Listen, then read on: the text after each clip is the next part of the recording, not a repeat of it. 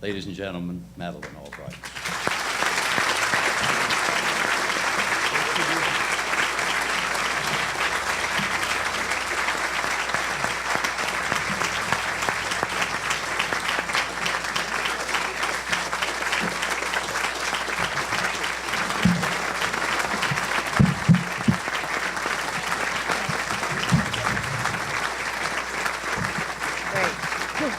Thank you very, very much. Thank you, Ambassador Waters and Mr. Adams, for your very kind words and introduction. And President Fisher, welcome to this part of the world. I also want to thank the George C. Marshall International Center and the Marshall Foundation for hosting this important symposium, and congratulate my old classmate, Les Janke. We were together when we started our graduate school experience. And the Marshall Center staff for putting together such a terrific program today. I'm delighted to be here, not only because General Marshall is definitely one of my heroes, but also because I actually am a resident of Loudoun County. I have a farm. I have a farm down in Hillsborough, and I like to do neighborly things. So, Mayor Kelly Burke, it's a pleasure to be here. As many of you know, this part of Virginia has no shortage of historic monuments, but the Marshall Center still stands out as a living reminder of the importance of America's global leadership. Today, we recall the role of George Marshall and the role he played in making this kind of leadership possible. For on this day, 70 years ago, the man who helped engineer our victory in the Second World War outlined a plan that would help us prevent a third one. The words Secretary Marshall used in his Harvard commencement address were plain, but his message reached far beyond the assembled crowd to an American people weary of war and wary of new commitments, and to a broken Europe facing economic ruin. Secretary Marshall did not adorn his rhetoric with high-flown phrases. He simply said the following, and I quote, "It is logical that the United States should do whatever it is able to do to assist in the return of normal economic health in the world, without which there can be no political stability and no assured peace," unquote. What Marshall recognized with those words was that America had a vital interest in remaining engaged globally, because neither our security nor our prosperity could be assured unless we had allies and partners who were thriving economically and politically. Marshall did not attach to his plan the label "Made in America," but rather invited European ideas and required European countries to do all they could to help themselves. His vision was inclusive, leaving the door open to participation by all, including the Soviet Union and a defeated Germany. The aim was to encourage the creation of a united Europe, an ambitious goal just a few years after the most terrible war in that continent's history. But to the people of Europe, the cause of freedom and the security of the United States, this goal was of vital importance. As someone who was born in Czechoslovakia, I can testify to the value Europeans placed on the Marshall Plan. In July 1947, my home country's cabinet voted unanimously to attend a conference in which the terms of participation would be spelled out. Hopes were high that in an era of rising tension, the democratic government in Prague could serve as a bridge between the East and the West. But those hopes were dashed when in Moscow, Stalin summoned the foreign minister of Czechoslovakia and demanded that the Czechs withdraw. They did, and soon that bridge had been replaced by an iron curtain. Upon his return to Prague, my father's boss, Jan Masaryk, the foreign minister, said it was at that moment that he understood he was employed by a government no longer sovereign in its own land. Although the Marshall Plan did not ultimately reach Europe's East, it helped unify Europe's West around democratic principles and planted seeds of transatlantic partnership that would soon blossom in the form of NATO and the cooperative institutions of a new Europe. It kick-started the European economy, spurred a 70% increase in industrial production, creating a new transatlantic business with ties and opening new markets for American goods. And while it is thought of today as a massive act of financial generosity, the total amount of assistance provided by the Marshall Plan amounted to about $13 billion, which would be about $130 billion today, and that is about a fifth of what we spend on our military in 1 year. But more important than the resources committed was the expression of American leadership that the Marshall Plan conveyed. After World War I, as has been said, America had withdrawn from the world, shunning responsibility and avoiding risk. Others did the same. The result was the rise of a great evil in the heart of Europe. But after the devastation of World War II and the horror of the Holocaust, it was not enough to say that the enemy had been vanquished, that we, in fact, were able to say we hadn't failed. The generation of Marshall, Truman, and Vandenberg was determined to build a lasting peace, not as an act of charity, but because it was in America's interest to do so. And the message this generation conveyed to the world was that this time, America would not turn inward. America would lead. In 1949, President Truman predicted that the Marshall Plan would mark, and again I quote, the dividing line between the old era of national suspicion, economic hostility, and isolationism, and the new era of mutual cooperation to increase the prosperity of people throughout the world, unquote. The Cold War prevented that vision from fully becoming a reality, but the fall of the Berlin Wall and the dissolution of the Soviet Union gave us a new opportunity to complete Marshall's work. And when faced with this challenge, America did not turn inward. America led. It was the honor of my lifetime to serve as Secretary of State during that era of transition, and I never will forget speaking at Harvard's commencement on the 50th anniversary of the Marshall Plan. I, an immigrant to this country, was able to thank. In my remarks, I proclaimed that no country in the world needed to be left out of the global community we were building. I promised that every nation that wanted to participate would have America's help. I also stressed that America could not do the job alone.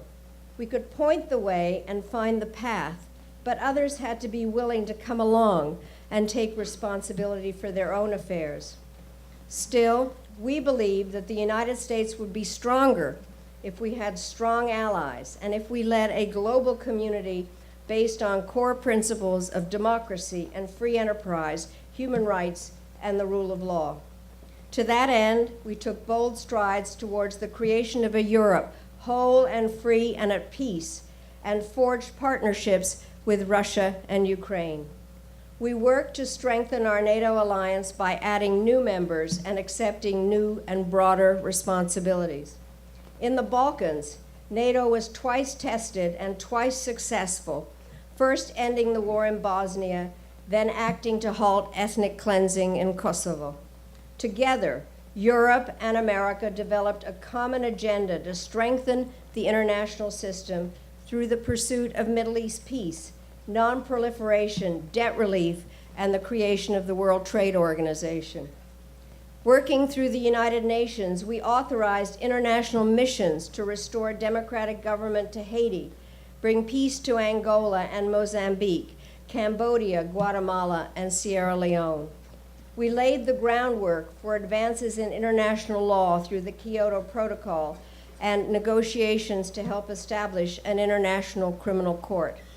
And in Warsaw in 2000, we convened the first ever conference of the Community of Democracies. When I left office 16 years ago, I was not naive about the messy state of global affairs. Threats such as terrorism and nuclear proliferation were at the top of our minds.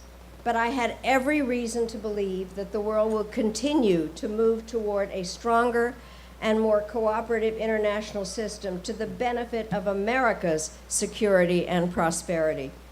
I felt as did many others, that George Marshall's vision was in command. It appears now we were too optimistic. For in the short history of the 21st century, we have seen a multiplication of international divisions, a backlash against globalization, and a retreat from democratic values around the world. The euphoria that greeted the end of the Cold War has been replaced by doubts about the capacity of democracy to deliver on its promises. These doubts have deepened in part because technology has enabled people everywhere to see what others have and they do not, which feeds dissatisfaction and fuels anger. Meanwhile, gaps have widened between the rich and poor, urban and rural, the well-educated and those lacking 21st century skills.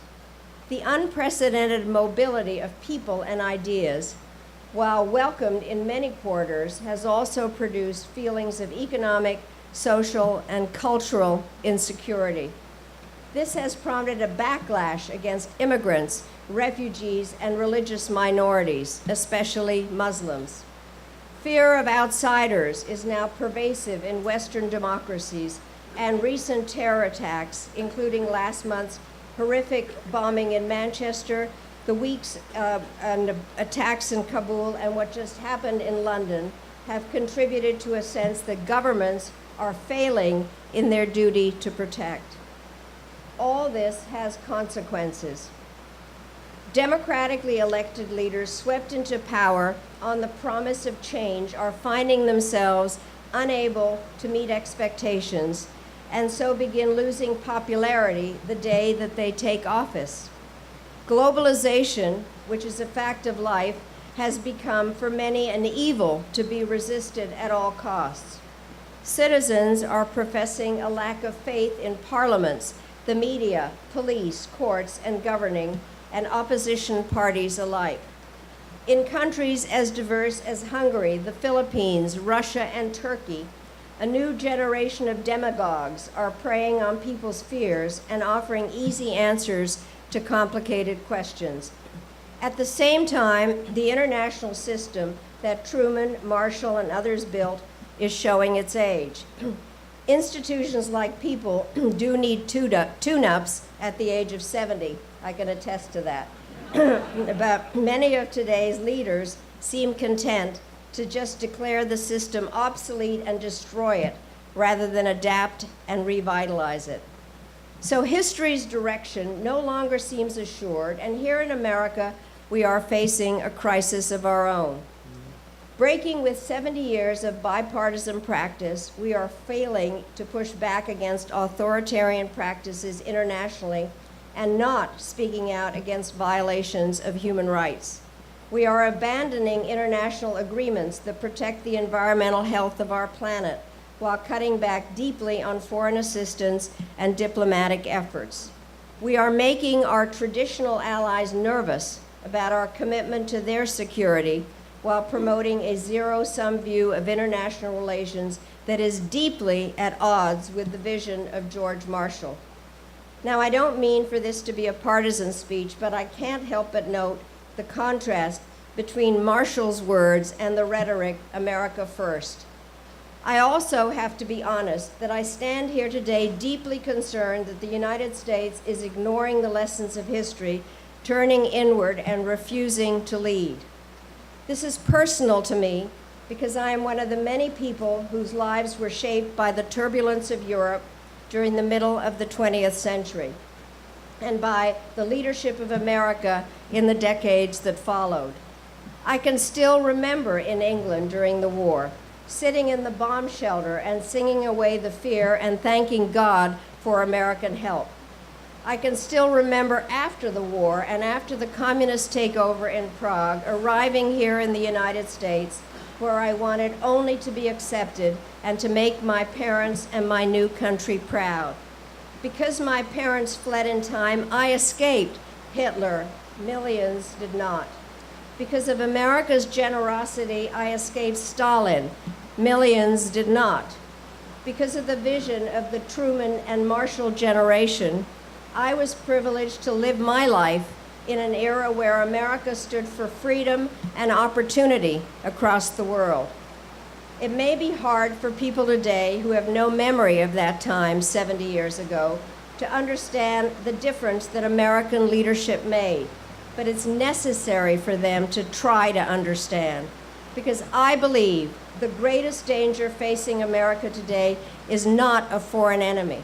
It is the possibility that we will fail to hear the example of Marshall, that we will allow the momentum towards democracy to stall, to take for granted the institutions and principles on which our freedom is based, and forget what the history of the past century reminds us, that problems abroad left unattended will come home to America.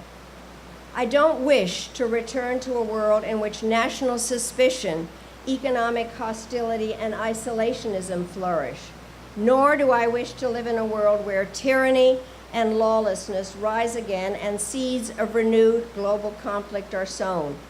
But that is the world we live in if America ignores our responsibilities and acts like any other nation. We cannot let that happen. So on this milestone day, we should remember that there is not a page of American history of which we are proud that was authored by a chronic complainer or a prophet of despair. We are doers, and we must do the hard work necessary to bequeath to future generations a legacy as proud as the one that we honor today. We can do this by striving for the same sense of bipartisanship that allowed America in General Marshall's day to present to both allies and adversaries a united front. We can invest resources needed to keep America strong economically, militarily, and diplomatically, recognizing, as did Marshall, that these strengths reinforce each other. We can act with the same knowledge that in our era, American security and prosperity are linked to economic and political health abroad. Going forward, we have to restore a sense of common purpose, not only across the Atlantic, but also across the globe. A purpose that transcends political borders and the boundaries of culture and religious faith. We need to look beyond the next cycle of elections to the broader cycles of history. We need to unite diverse people in support of democracy. And we need to understand that the United States cannot isolate ourselves from the global community. If we betray our values in the pursuit of narrow self-interest, we will lose our most compelling claim to global respect and the support and understanding of the American people. As Senator Arthur Vandenberg said during a debate on the Marshall Plan 69 years ago, and I quote, "The greatest nation on earth either justifies or surrenders its leadership," unquote. I have no quarrel with those who disagree because we're dealing with imponderables, he said. But I cannot say to those who disagree that they have escaped to safety by rejecting or subverting this plan. They have simply fled to other risks, and I fear far greater ones. For myself, Senator Vandenberg said, I can only say that I prefer my choice of responsibilities. 70 years ago today, Secretary of State George Marshall defined the responsibilities of his generation. I would like to close by quoting a different leader from a different era. For it was 35 years ago this week that Ronald Reagan delivered a famous address to the British Parliament that defined his approach to fighting communism. And I quote, "Our military strength is a prerequisite to peace, but let it be clear we maintain this strength in the hope that it will never be used. For the ultimate determinant in the struggle that's now going on in the world will not be bombs and rockets, but a test of wills and ideas, a trial of spiritual resolve, the values we hold, the beliefs we cherish, the ideals to which we are dedicated," unquote. These words remain as true today as when they were first spoken, and we should remember them whenever we hear the suggestion that our short-term interests should trump our values or the dollars spent on diplomacy, development, and democracy are less important than dollars spent on defense. For in the battle against freedom's foes, nothing is more important than America's example and America's leadership. It has been my highest honor to be here with you all today to commemorate this special occasion, and I hope you will join me in thanking the Marshall Center and in pledging continued support for a strong and enduring bond between the United States, Europe, and our friends around the world who share our values, beliefs, and ideals. Thank you all so much for your kind attention in all this way. Thank you. Thank you very much.